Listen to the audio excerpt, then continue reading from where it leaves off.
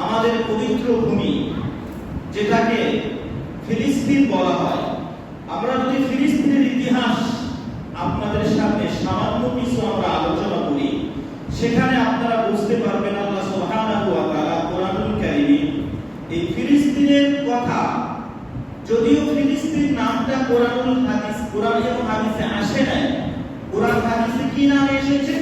আমরা যদি সূরাতুল ইসরা আলোচনা করি, যেখানে মিরাজের ঘটনা রয়েছে, সুবহানাল্লাযী আসরা বিআবদিহি, এই আয়াতের মধ্যে আমরা পাবো যে রাসূলুল্লাহ সাল্লাল্লাহু আলাইহি ওয়াসাল্লাম মক্কাতুল মুকাররমা থেকে বাইতুল মুকাদ্দাস ভ্রমণ আল্লাহ তাআলা করিয়েছেন। আবার আল্লাহ তাআলা বললেন যে আমি যে আপনাকে এই বাইতুল মুকাদ্দাস ভ্রমণ করালাম কেন? লিনুরিয়াহু মিন আয়াতিনা আল্লাযী বারাকনা হাওলাহু লিনুরিয়াহু মিন আয়াতিনা, যে শহরের চতুর্পার্শ্বে আমি বরকত রেখেছি এবং এখানে আমি আপনাকে নিয়ে গেছি কেন? যাতে আমি আমার বড় বড় নিদর্শনগুলো আপনাকে দেখাতে পারি। সুবহানাল্লাহ। তাহলে এই আয়াত দ্বারা প্রমাণিত হলো যে এই বাইতুল মুকাদ্দাসের আশপাশ যত ভূমি রয়েছে প্রতিটা জায়গায় বরকতময়। এটা কার কথা? আল্লাহ সুবহানাহু ওয়া তাআলার কথা। আমরা যদি এইভাবে কোরআনুল কারীমের আরো অনেকগুলো আয়াত আলোচনা করি, সেখানে আমরা পেয়ে যাব আল্লাহ সুবহানাহু ওয়া তাআলা বলেন আউতিল্লাতি বারাকনা, যে আল্লাহ সুবহানাহু ওয়া তাআলা সুলাইমান আলাইহিস সালামকে যে রাজত্ব দিয়েছেন, আপনারা জানেন এই পৃথিবীতে মুসলমানদের মধ্যে দুইজন ব্যক্তিকে আল্লাহ তাআলা সারা পৃথিবী শাসন করার অধিকার দিয়েছিলেন। তার মধ্যে একজন হলেন সুলাইমান আলাইহিস সালাম, যিনি বাইতুল মুকাদ্দাস মসজিদ নির্মাণ করেছেন। সুলাইমান আলাইহিস সালাম, যার মাধ্যমে জিনের মাধ্যমে এই মসজিদ নির্মাণ করা হয়েছে। সেই বাইতুল মুকাদ্দাসকে আল্লাহ তাআলা বলতেছেন যে এটি হচ্ছে বরকতময় ভূমি, এই বরকতময় ভূমির মধ্যেই সুলাইমান আলাইহিস সালাম রাজত্ব করেছেন।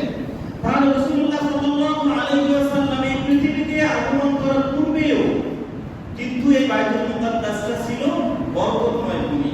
এখন এই বাইতুল মুকাদ্দাস কুরআন এবং হাদিসের ভাষায় রাসূলুল্লাহ সাল্লাল্লাহু আলাইহি ওয়াসাল্লামের কয়েকটা হাদিস যদি আমরা সেখানে আপনাদের সামনে তুলে ধরি, সেখানে আমরা পেয়ে যাব হযরত আবু হুরায়রা রাদিয়াল্লাহু তাআলা আনহু বর্ণনা করেন যে লা তুশাদ্দুর রিহালু ইল্লা ফি সালাসাতি মাসাজিদ, যে পৃথিবীতে যত মসজিদ রয়েছে তার মধ্যে তিনটি মসজিদ হচ্ছে সবচেয়ে বেশি সওয়াবের স্থান।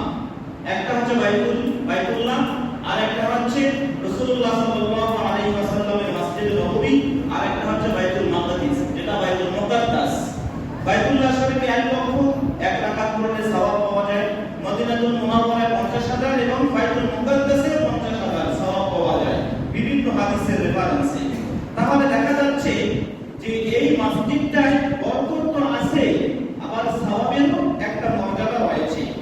সেজন্য রাসূলুল্লাহ সাল্লাল্লাহু আলাইহি ওয়াসাল্লাম থেকে আরো অনেকগুলি হাদিস বর্ণিত রয়েছে, যেখানে রাসূলুল্লাহ সাল্লাল্লাহু আলাইহি ওয়াসাল্লামকে আল্লাহ রাসূলের হাত ধরে দোয়া করতে আরম্ভ করলেন। সাহাবায়ে কেরাম পাশেই রয়েছে, আল্লাহ রাসূল দোয়া করতেছেন, আল্লাহুম্মা বারিক লানা ফি শামিনা ওয়া ফি ইয়ামানিনা।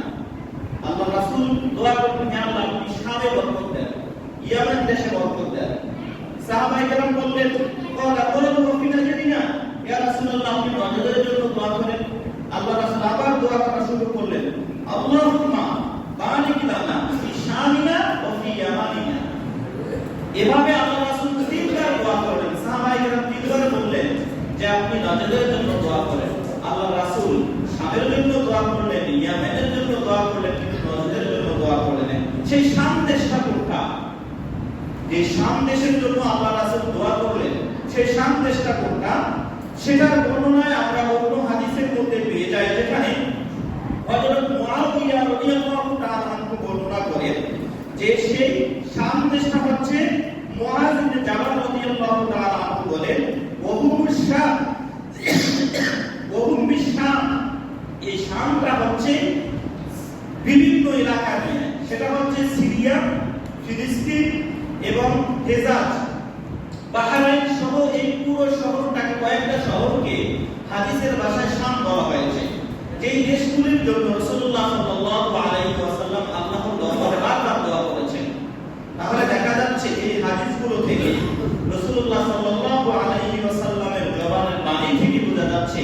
যে সেই শাম দেশটা এমন বরকতময় দেশ যেখানে শুধু বরকত রয়েছে।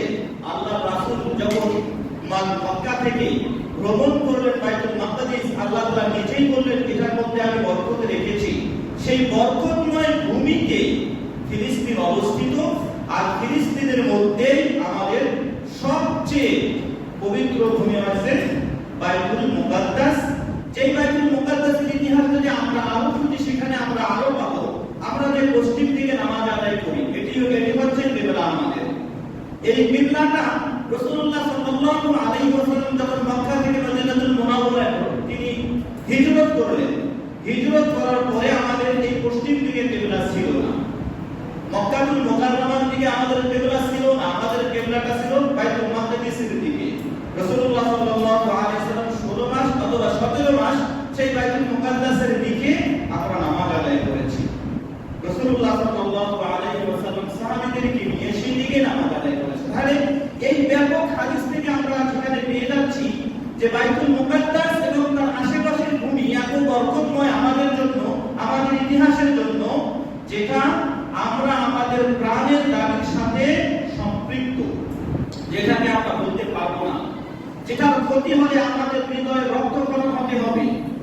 রাসূলুল্লাহ সাল্লাল্লাহু আলাইহি ওয়াসাল্লাম অন্য হাদিস শরীফের মধ্যে বলেন যে মুসলমানদের মধ্যে একটি দল তারা কিয়ামত পর্যন্ত ইসলামের পথে, ঈমানের পথে নিয়ে যুদ্ধ করবে, তারা তাদের ঈমান কখনো বিক্রি করবে না। সেই দলটি কিয়ামত পর্যন্ত হকের উপর প্রতিষ্ঠিত থাকবে, তারা যুদ্ধ করবে। রাসূলুল্লাহ সাল্লাল্লাহু আলাইহি ওয়াসাল্লামের সেই হাদিস শরীফের ব্যাখ্যা থেকে জানা যাচ্ছে যে সেই দলটা কোথায় অবস্থান করবে। সেই দলটা অবস্থান করবে সেই শাম এলাকায়, অর্থাৎ ফিলিস্তিনের আশেপাশে। রাসূলুল্লাহ সাল্লাল্লাহু আলাইহি ওয়াসাল্লামের একটা হাদিস, আমি আজকে এই বিষয়ে অনেকগুলো হাদিস দেখলাম যেখানে শাম দেশের বর্ণনাগুলি এসেছে যে কিয়ামত পর্যন্ত একটা দল তার হকের উপর প্রতিষ্ঠিত থাকবে, হকের উপর তারা লড়াই করবে, জিহাদ করবে। সেই দলটা আর কোনো ভূমিতে অবস্থান করবে না, সেটা থাকবে ফিলিস্তিন অঞ্চলে। বর্তমানে আমরা যেটা দেখতেছি গাজার মুসলমানরা যেভাবে নিজের জীবনকে বিসর্জন দিয়ে নিজের মাতৃভূমিকে রক্ষা করার জন্য তারা লড়াই করে যাচ্ছে। রাসূলুল্লাহ সাল্লাল্লাহু আলাইহি ওয়াসাল্লামের সেই হাদিসগুলো অক্ষরে অক্ষরে পালন হয়ে যাচ্ছে, প্রমাণিত হয়ে যাচ্ছে যে কথাগুলো রাসূলুল্লাহ সাল্লাল্লাহু আলাইহি ওয়াসাল্লাম প্রায় 1500 বছর আগে আমাদের কাছে বর্ণনা করে গিয়েছিলেন।